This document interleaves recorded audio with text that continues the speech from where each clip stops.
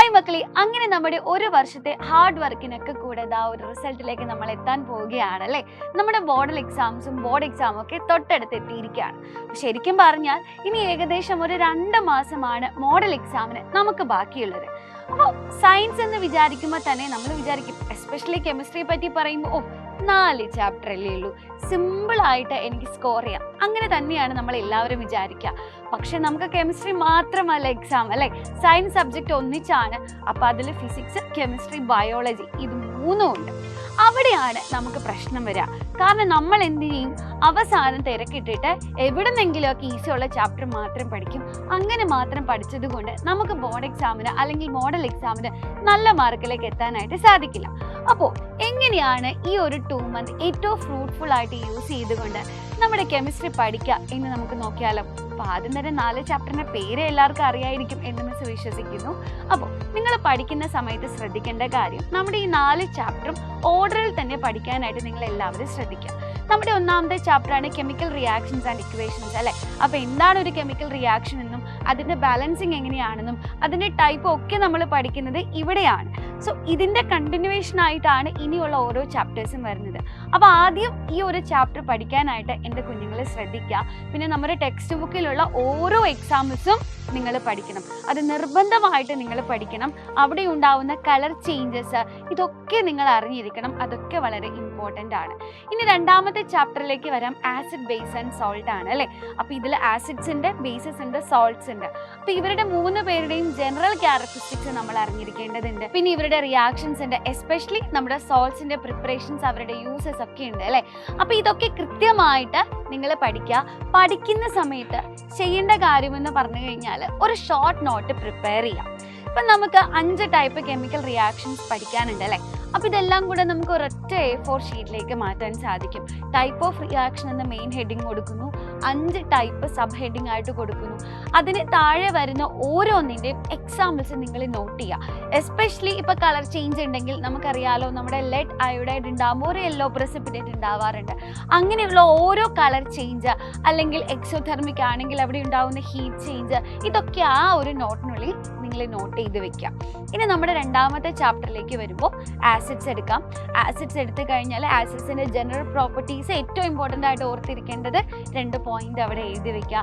ഇവരുടെ റിയാക്ഷൻസ് ഉണ്ട് അല്ലേ, ആസിഡ് മെറ്റലായിട്ട് എങ്ങനെ റിയാക്ട് ചെയ്യുന്നു, ആസിഡും ബേസും എങ്ങനെ റിയാക്ട് ചെയ്യുന്നു, മെറ്റൽ കാർബണേറ്റ്സുമായിട്ട് മെറ്റൽ ഹൈഡ്രജൻ കാർബണേറ്റ്സുമായിട്ട് എങ്ങനെ റിയാക്ട് ചെയ്യുന്നു, അതേപോലെ മെറ്റൽ ഓക്സൈഡുമായിട്ട് എങ്ങനെ റിയാക്ട് ചെയ്യുന്നു, ഇങ്ങനത്തെ കാര്യങ്ങളൊക്കെ ഇല്ലേ, അതൊക്കെ നമുക്ക് ഈ ഒരു പേപ്പറിനുള്ളിൽ എഴുതി വെക്കാം. എഴുതുമ്പോൾ നിങ്ങൾ ശ്രദ്ധിക്കണം, എഗെയിൻ വിത്ത് ഇക്വേഷൻ കളർ ചേഞ്ചോ പ്രസിപ്പിറ്റേറ്റോ ഒക്കെ ഫോം ചെയ്യുന്നുണ്ടെങ്കിൽ അതൊക്കെ നോട്ട് ചെയ്യാനായിട്ട് ശ്രദ്ധിക്കുക. ഇങ്ങനെ ഒരു നോട്ട് പ്രിപ്പയർ ചെയ്യാൻ പറയുന്നതിന് പല കാരണങ്ങളുണ്ട്. എനിക്ക് നിങ്ങൾക്ക് വേണ്ടിയിട്ട് ഇതുപോലൊരു ഷോർട്ട് നോട്ട് പ്രിപ്പയർ ചെയ്താൽ വളരെ ഈസിയാണ്. കാരണം ഒരുപാട് നാളുകളായിട്ട് ഞാനത് ചെയ്യാറുണ്ട്.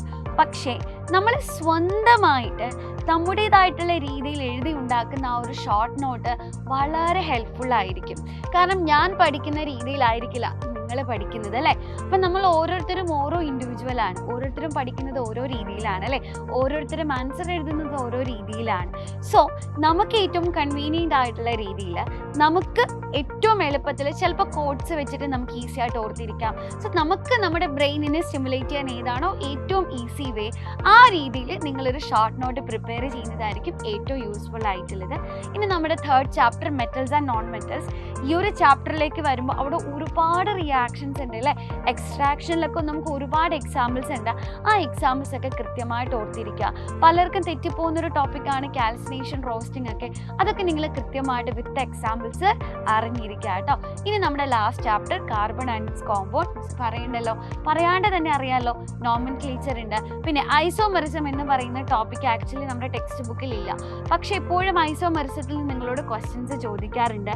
അപ്പോൾ ഈ ഐസോമെറിസത്തിൻ്റെ നോട്ട്സ് ഒക്കെ എവിടെ കിട്ടും എന്നോർത്ത് നിങ്ങൾ ടെൻഷൻ അടിക്കേണ്ട. നമ്മുടെ അസ്ട്ര ബാച്ചിലാണെങ്കിൽ ക്ലാസ് എടുക്കുന്ന സമയത്ത് ഐസോമെറിസം ഇൻക്ലൂഡഡ് ആയിട്ട് തന്നെയാണ് നിങ്ങളെ പഠിപ്പിക്കുന്നത് കേട്ടോ. അപ്പോൾ അതുകൊണ്ട് തന്നെ അസ്ട്ര ബാച്ചിലെ മെമ്പർ ആണ് നിങ്ങളെന്നുണ്ടെങ്കിൽ ഇങ്ങനെയുള്ള ഓരോ ഡീറ്റെയിൽഡ് ആയിട്ടുള്ള നോട്ട്സ് നോട്ട്സ് നിങ്ങൾക്ക് കിട്ടും. സോ മിസ്സായി പോകുന്നതിന് ഓർത്ത് ടെൻഷൻ അടിക്കേണ്ടി വരില്ല. അപ്പോൾ കാർബൺ ആൻഡിഡ്സ് കോമ്പൗണ്ടിലേക്ക് വരുമ്പോൾ പലർക്കും ബുദ്ധിമുട്ട് വരുന്നതാണ് എസ്റ്ററിഫിക്കേഷൻ റിയാക്ഷൻസും പല ടൈപ്പ് ഓഫ് കെമിക്കൽ റിയാക്ഷൻസും ഒക്കെ അല്ലേ. അപ്പം നിങ്ങൾ ചെയ്യേണ്ട ഏറ്റവും ഇമ്പോർട്ടൻ്റ് ആയിട്ടുള്ള കാര്യം എന്ന് പറയുന്നത് ഏറ്റവും ബേസിക് ആയിട്ടുള്ള കാര്യം തന്നെ പഠിച്ചു തുടങ്ങുക.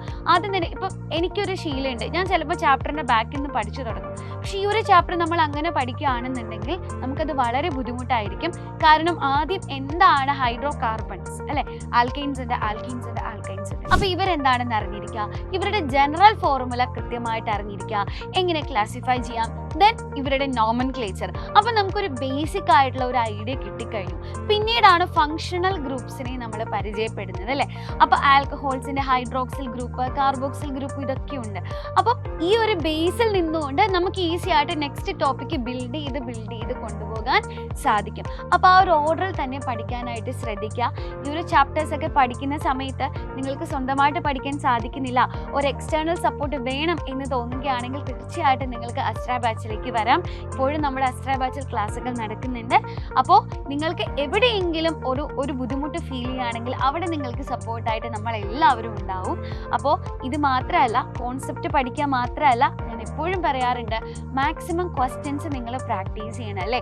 ആ ക്വസ്റ്റ്യൻസ് എന്ന് പറയുമ്പോൾ നമുക്ക് പല കാറ്റഗറി ഓഫ് ക്വസ്റ്റ്യൻസ് ഉണ്ട്. MCQs മൾട്ടിപ്പിൾ ചോയ്സ് ക്വസ്റ്റ്യൻസ് ഉണ്ട്, അസേർഷൻ റീസൺ ടൈപ്പ് ഉണ്ട്, വെരി ഷോർട്ട് ആൻസർ, പിന്നെ ഷോർട്ട് ആൻസർ, നമുക്ക് case study, very long answer type questions ഒക്കെ ഉണ്ട്. അപ്പോൾ ഓരോ ക്വസ്റ്റ്യൻസും അതേ പാറ്റേണിൽ തന്നെ നമ്മൾ ചെയ്ത് പഠിക്കണം. അപ്പോൾ പരമാവധി ക്വസ്റ്റ്യൻസ് പ്രാക്ടീസ് ചെയ്യുക എന്നുള്ളത് തന്നെയാണ് ഒരു CBSE കുട്ടീനെ സംബന്ധിച്ചിടത്തോളം നമുക്ക് ബോർഡ് എക്സാമിന് A1 എത്താനുള്ള ഒരു ഏറ്റവും നല്ല മെത്തേഡ് എന്ന് പറയുന്നത്. അപ്പോൾ ക്വസ്റ്റ്യൻസ് എവിടെ കിട്ടുമെന്ന് ഓർത്ത് ടെൻഷൻ അടിക്കേണ്ട. എഗെയിൻ നമ്മുടെ അസ്ട്ര ബാച്ചിൽ ക്വസ്റ്റ്യൻസ് ഒക്കെ റെഡിയാണ്. ഡെയിലി നമ്മൾ MCQs കൊടുക്കുന്നുണ്ട്. അതുകൂടാതെ തന്നെ നമ്മൾ ചാപ്റ്റർ വൈസ് എക്സാംസ് ഉണ്ട്. പിന്നെ നിങ്ങൾക്ക് നിങ്ങൾക്ക് നമ്മുടെ ഫൈനൽ എക്സാമിനോടനുബന്ധിച്ച് നമ്മൾ റിവിഷൻ ക്ലാസ്സസും മോക്ക് ടെസ്റ്റുകളും മോഡൽ എക്സാമുകളും ഒക്കെ കണ്ടിന്യൂസ്ലി നടത്തിക്കൊണ്ടേയിരിക്കും. അപ്പോൾ അസ്ട്ര ബാച്ചിലേക്ക് വരികയാണെങ്കിൽ തീർച്ചയായിട്ടും നിങ്ങൾക്കതൊരു ബെനിഫിറ്റ് തന്നെയായിരിക്കും.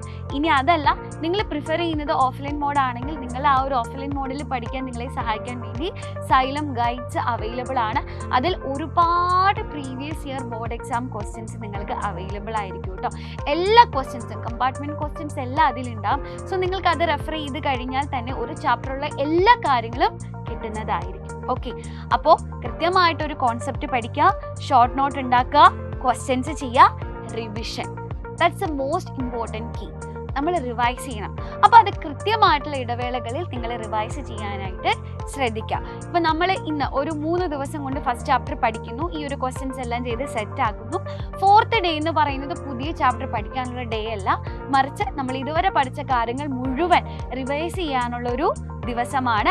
ആ റിവൈസ് ചെയ്യുന്ന സമയത്ത് നമ്മൾ ഉണ്ടാക്കിയിട്ടുള്ള ഷോർട്ട് നോട്ട്സ് ചിലപ്പോൾ നിങ്ങൾക്ക് എക്സ്ട്രാ എന്തെങ്കിലും ആഡ് ചെയ്യാനുണ്ടാവും, നമുക്ക് അതിനെ മോഡിഫൈ ചെയ്യാം. പിന്നെ ഇനി അങ്ങോട്ടുള്ള റിവിഷൻസ് ഒക്കെ നമ്മൾ പ്രിപ്പയർ ചെയ്തിട്ടുള്ള ഷോർട്ട് നോട്ട്സ് വെച്ച് ശ്രദ്ധിക്കാൻ ഇനി അങ്ങോട്ടുള്ള റിവിഷൻസ് ഒക്കെ നമ്മൾ പ്രിപ്പയർ ചെയ്ത് ഷോർട്ട് നോട്ട്സ് യൂസ് ചെയ്ത് ചെയ്യാനായിട്ട് നിങ്ങൾ ശ്രദ്ധിക്കുക. കാരണം നമ്മുടെ ബ്രെയിനിന് ഒരു കണക്ഷൻ കിട്ടും. ഇപ്പോൾ ഒരു ടേം ഓർക്കുമ്പോൾ തന്നെ, ടേം വായിക്കുമ്പോൾ തന്നെ അതുമായിട്ട് റിലേറ്റഡ് ആയിട്ടുള്ള എല്ലാ കോൺസെപ്റ്റുകളും നിങ്ങൾ സ്വന്തമായിട്ടൊന്ന് ഓർത്തെടുക്കാനായിട്ട് ശ്രദ്ധിക്കുക. അങ്ങനെ പോകെ നമ്മുടെ ബ്രെയിന് കംപ്ലീറ്റ് ആയിട്ടുള്ളൊരു കണക്ഷൻ കിട്ടും. എക്സാമിന് ഒരു ടേം ഓക്സിഡേഷൻ എന്ന് കേൾക്കുമ്പോൾ തന്നെ അതുമായിട്ട് റിലേറ്റഡ് ആയിട്ടുള്ള ഇക്വേഷൻസ്, അതേപോലെ ഡെഫിനിഷൻസ് എല്ലാം നമ്മുടെ ബ്രെയിൻ ഓർമ്മ വരും. സോ അങ്ങനെ പ്രോപ്പർ ഇൻ്റർവെൽസ് റിവൈസ് ചെയ്ത് പഠിക്കുക കേട്ടോ. നിങ്ങൾ ഒറ്റയ്ക്കല്ല ഈ ഒരു ജേർണിയിൽ, നമ്മളെല്ലാവരും നിങ്ങളുടെ കൂടെ തന്നെയുണ്ട്. നമുക്ക് ഒന്നിച്ച് പഠിച്ച് നമ്മുടെ എക്സാം അടിപൊളിയാക്കണം. എല്ലാവരും കോൺഫിഡൻ്റ് ആയിട്ട് തന്നെ ഇരിക്കുക. അപ്പോൾ നിങ്ങൾ ഒന്നുകൊണ്ടും പേടിക്കേണ്ട, ഞങ്ങളെല്ലാവരും നിങ്ങളുടെ കൂടെ തന്നെയുണ്ട്. ഒരു കാര്യം കൂടെ ഓർമ്മിപ്പിക്കട്ടെ, സൈലം ബുക്സ് നിങ്ങൾക്ക് പർച്ചേസ് ചെയ്യണം എന്നുണ്ടെങ്കിൽ അത് പർച്ചേസ് ചെയ്യാനുള്ള ലിങ്ക് താഴെ ഡിസ്ക്രിപ്ഷനിൽ പിൻ ചെയ്ത് വെക്കാം കേട്ടോ. അപ്പോൾ നിങ്ങൾ അത് തേടി ഒന്നും ഇനി ബുദ്ധിമുട്ടേണ്ട, അതൊന്ന് ക്ലിക്ക് ചെയ്താൽ മതി. അവിടെ നിങ്ങൾക്ക് കെമിസ്ട്രി മാത്രമല്ല എല്ലാ സബ്ജക്റ്റുകളും അവൈലബിൾ ആയിരിക്കും. നിങ്ങളുടെ ചോയ്സ് അനുസരിച്ച് നിങ്ങൾക്ക് പർച്ചേസ് ചെയ്യാവുന്നതാണ്. ഓക്കെ, അപ്പോൾ മക്കളെ എല്ലാവർക്കും ചോദിക്കാനുള്ളൊരു ചോദ്യമാണ് അല്ലേ, ഇനി പഠിച്ചു കഴിഞ്ഞാൽ ബോർഡ് എക്സാമിന് നല്ല മാർക്ക് മേടിക്കാൻ സാധിക്കുമോ? തീർച്ചയായിട്ടും ഇപ്പോൾ തൊട്ട് പഠിച്ചു തുടങ്ങുകയാണെങ്കിലും ബോർഡ് എക്സാമിന് നല്ല മാർക്ക് തന്നെ നേടാൻ സാധിക്കും. പക്ഷെ ഇപ്പോഴെങ്കിലും നിങ്ങൾ നിങ്ങളുടെ പഠനം സ്റ്റാർട്ട് ചെയ്യേണ്ടതുണ്ട് കേട്ടോ. അപ്പോൾ എല്ലാവരും ഉഷാറായിട്ടിരിക്കുക, കോൺഫിഡൻസോട് കൂടെ തന്നെ പഠിക്കുക. All the best.